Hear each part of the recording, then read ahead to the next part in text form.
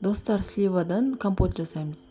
Қант, крышканы ыстық суға қайнатып салып қоямыз және банкамызды осылай булаймыз. 2-3 минутқа қайнап тұрған су қажет бізге.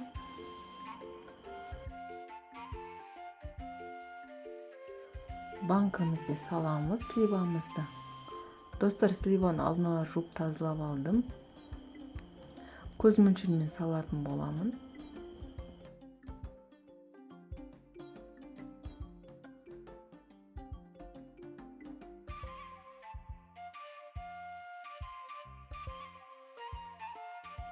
Екі литрлік банкіге осылай саламыз. Және қант салдық. 200 граммдық қант. 1 стакан.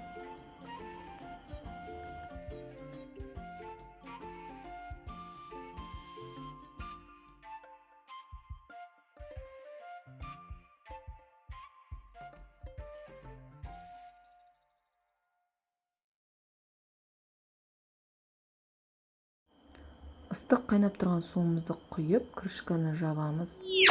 Достар, менің каналыма тіркелуді ұмытпаңыздар. Менің каналымда түрлі видеолар бар. Кіріп көріңіздер.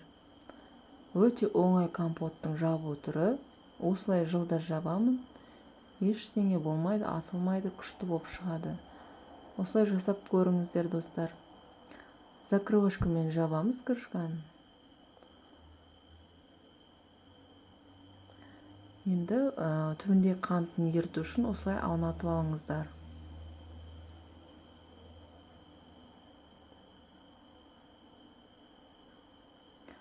Және осылай одеял қойып, аунатып қоямыз, төңкеріп. Бетін жауып қойыңыздар.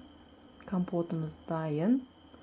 Қысқа осылай сақтап қойсаңыздар өте керемет.